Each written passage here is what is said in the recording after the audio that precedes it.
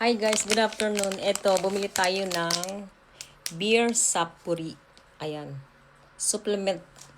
Ayan. Beer supplement siya. Gumi plus sapuri. Yan. Ano siya, bali chewing. Pwede siyang chewing siya. So, wala na yung pink na ano, by flavor pala to, sabi nung stock.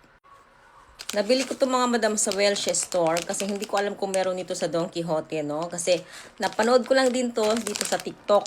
Itong ano na to. Tapos nakita ko yung seller na yon is nagbebenta siya sa Pilipinas. Ang benta niya daw sa Pilipinas. So sabi ko, matry nga din. Ang galing. So pero yung binibenta niya is kulay pink. Eh ngayon, yung dun sa Welsh siya, sabi ko dun sa staff, wala na ba yung kulay pink? Sabi niya, ito na daw kasi yung bagong labas, kulay blue.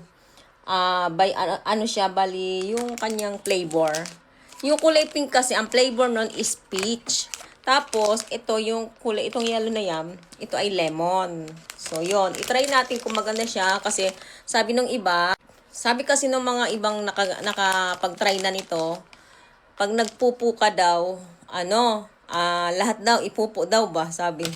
Tapos, yung kahit na yung may, sorry sa mga kumakain, ako tapos na ako kumain eh. Sorry po talaga sa mga kumakain. Ano ko lang, sasabihin ko lang sa inyo. Kasi sa mga naka-experience po, yun ang sabi nila. Kasi ako wala pa akong result. Kasi nga, ngayon pa lang ako magta-try. So, yung pupo daw nila is parang may mantika-mantika pa na nilalabas daw. So, daw siya. Yung nakaka-flat belly daw siya, sabi. So, kaya mag-try muna tayo ng dalawang piraso. Dalawang supot. Siya bali nasa 300 milligrams siya. So, ang pag-inom nito is, nakalagay naman dito, ang pag-inom nito is 2 piraso sa isang araw.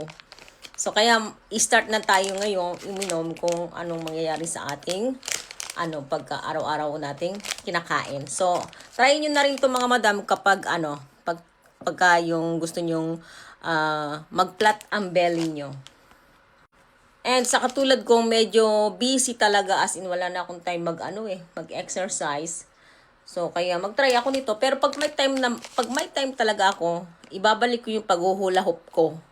At saka yung ginagawa akong yung tawag dito, yung parang Chinese garter, yon. So, ibabalik ko yun pag may time na talaga ako. Kasi ngayon, sa totoo lang, medyo nahihilo-hilo pa rin ako dahil sa hormonal imbalance natin. So, gawa din kasi noon. So, kaya, ayun, medyo minsan tamad akong kumilos, mga madam. So, ayun lang mga madam. Pag nagkaroon ng result yung aking pag-inom nito, so, bibidyo na naman tayo ulit. So, yun lang po mga madam. Pinlex lang po natin ang beer sapori. Okay, thank you for watching. Follow and share. Love ya.